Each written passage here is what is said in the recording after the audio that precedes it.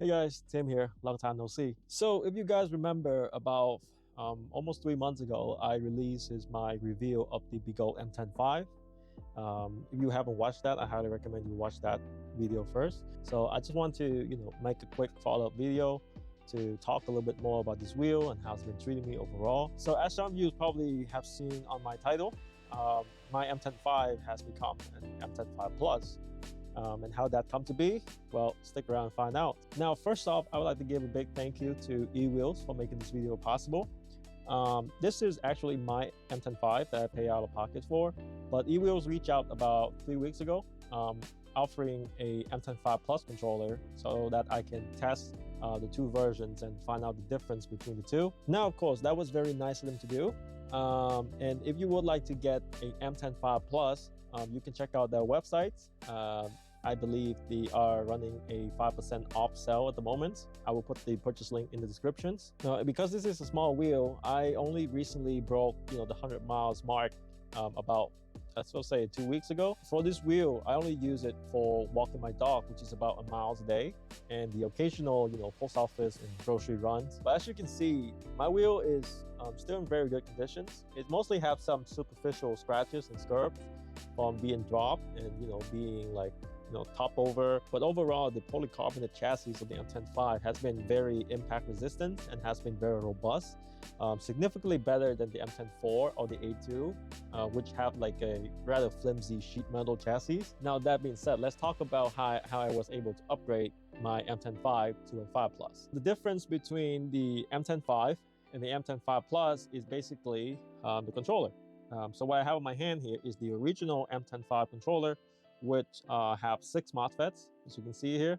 The MTen5 Plus controller, however, have 24 MOSFETs running on 3 independent circuits. So on paper, having more MOSFETs would mean a more consistent and stronger power delivery, and just being able to handle higher peak load limits. But aside from that, the rest of the boards are basically the same. Now, that being said, swapping the controller was very easy. All I needed was a size number 1 screwdriver, and then I would take off all the screws on the top panel, lift the top panel out, and then take off the 6 screws that secures the controller, and then just lift the controller out, and then put the new one in, and then redo everything, all the wiring, and then put the board back in. The whole installation process took me less than 15 minutes. Extremely easy to do. I think even someone who never had experience working on their wheel can definitely do it. But if any of you guys are interested in proper step-by-step instructions, do let me know. I'm happy to make it for you guys. But yeah, it only took 15 minutes to upgrade my MTen5 to a 5 Plus. And the moment I got on the wheel, I noticed a difference immediately. It's kind of hard for me to describe in words, so I record the side-by-side video here so you guys can see. Okay, so first off, we have the MTen5, and it is on hard mode. Here you will see me do hard pendulums back and forth.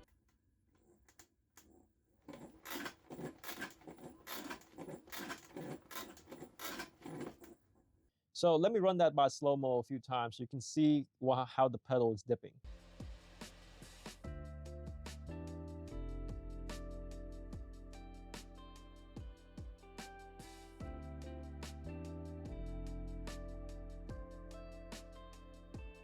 Now, for those who are not aware, the pedal dipping here indicates that the wheel is not really capable of handling the sudden power spike. So basically, as I go forward like this, I will put weight on the back heavily to bring the wheel back, and that will spikes up the power demands. And so because of the power spike, the gyro of the board kind of weakened for the moment, and so it dipped backward, and then it recovers. Okay, so that being said, let's take a look at the MTen5 Plus now.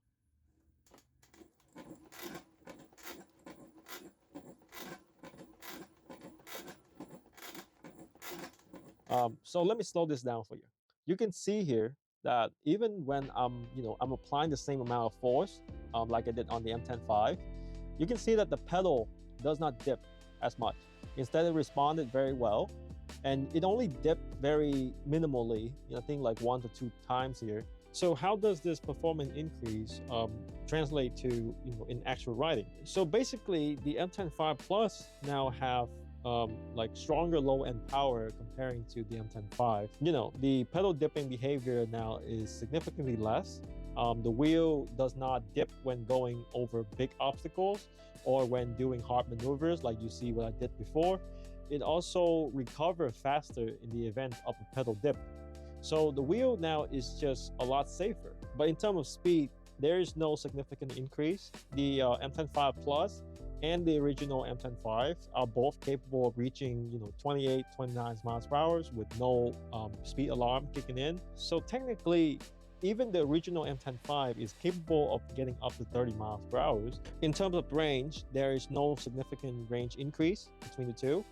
If you ride fast, you can expect to get maybe 12 miles out of your MTen5 and your MTen5 Plus. If you ride moderately slow, you should be able to get about I would say 15 to 20 miles. It really depends on your weight and the terrains that you're riding in. Now, in terms of temperatures, eWheels advertised that the MTen5 Plus runs about 50% cooler than the original MTen5 versions. When I bought my MTen5, this was the top panel that came with the wheel. It's just one solid slab of polycarbonate. And the issue with this top panel is that it doesn't allow temperatures to be exchanged with the outside very well.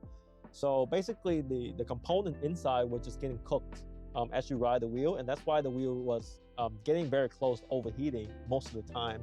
However, about 2 to 3 weeks after I got my wheel, Begode sent a upgraded top panel, which have a metal heatsink on the on the right side of the panels, which allows temperatures to be exchanged with the outside much better. And this top panel basically eliminates the risk of the wheel overheating almost entirely, because the 5 Plus comes with the upgraded top panel pre-installed.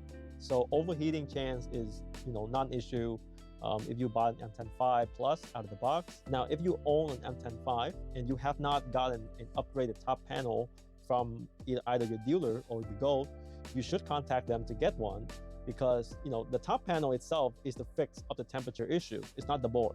So in the end, I think in terms of like last mile commuting, small wheel category, the MTen5 Plus is freaking awesome. Once I upgraded my 5 to the 5 Plus, this wheel has been incredibly solid. You just have a really good and reliable low-end toe, so you can climb over obstacles. And it's just the wheel just feels really good. It feels stable going fast. It can go pretty damn fast. So like the only better alternative options when it comes to like a good small wheel is the Begode Falcon.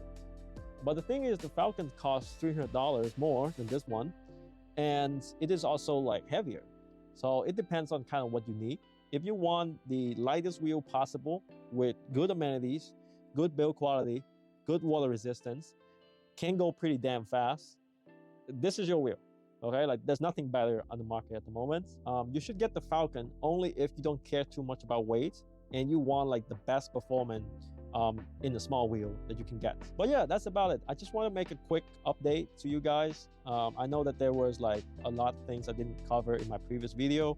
So again, I'm very happy with the MTen5 Plus, and I will be keeping this wheel for the foreseeable future. If you guys have any questions, feel free to ask. And again, big thank you to eWheels for allowing me to make this test happen. And I'll see you guys in the next video now. Goodbye.